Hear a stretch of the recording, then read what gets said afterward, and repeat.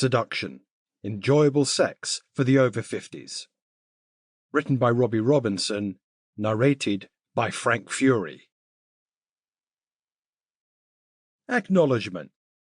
Special thanks to Kathleen for inspiration. Forward. A thank you to those of you who laughed at me, cajoled me, and encouraged me to write this masterpiece. It's not Charles Dickens, Raymond Chandler, or even Noel Coward, but maybe a tiny bit of Oscar Wilde on a bad day. At least I know what I was doing during some of lockdown, coronavirus, May 2020 to June 2021.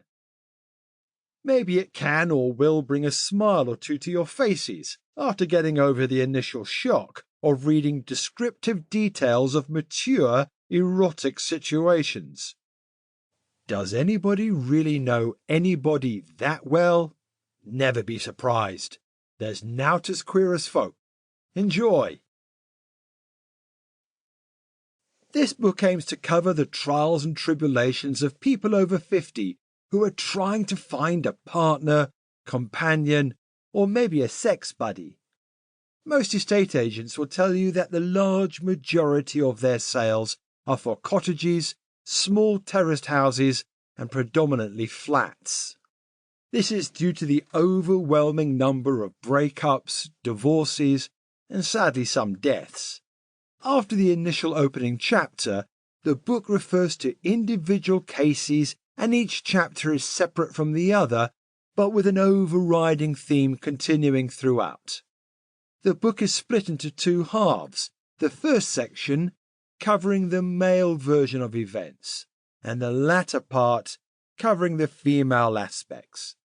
It talks about loneliness and the need to have someone in your life. I endeavour to explain how to get started on this glorious quest, and the joy and problems that sometimes arise. It tries to highlight the humour of various people meeting a promising companion. There is no magical answer. It is all a question of getting out there and dipping your toes in the water, hopefully to have some fun and happiness in the process. The first myth we have to eliminate, especially for the younger readers of this book, is that sex does take place regularly for the so-called elderly. In some circles, anyone over 50 is described as a wrinkly.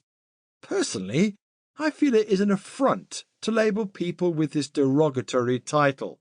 However, speaking on behalf of the wrinkly folk, I am sure that energetic, enthusiastic, and enjoyable sex has taken place for this group for hundreds of years.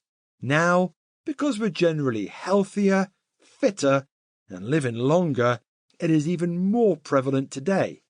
That said, the youngsters will have to accept that their parents, and yes, even their grandparents, are at it regularly. So leaving the amazed youngsters to one side, this book intends to concentrate on the joy and fun of sex, and shall we compromise by saying that it is aimed at the mature members of the human race. It was felt that the chapter should be split equally between the male version of events and, of course, the down-to-earth female aspects of mature bonding and experiences. A coin was tossed, and the male version will be covered first.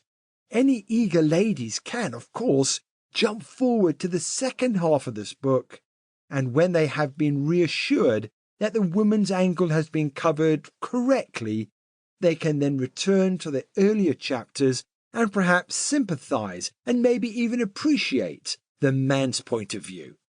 Let us start with a single, unattached male. We need to establish straight away why he's unattached. It could be that he's a widower, divorced, separated, or simply a confirmed bachelor. There are many questions to be asked of those types, and here are just some. Is he generally fit? Is he agile and alert? Does he still work? Part-time even? Does he have any friends, especially male? Is he financially sound? Has he the desires and general motivation? Sample complete. Ready to continue?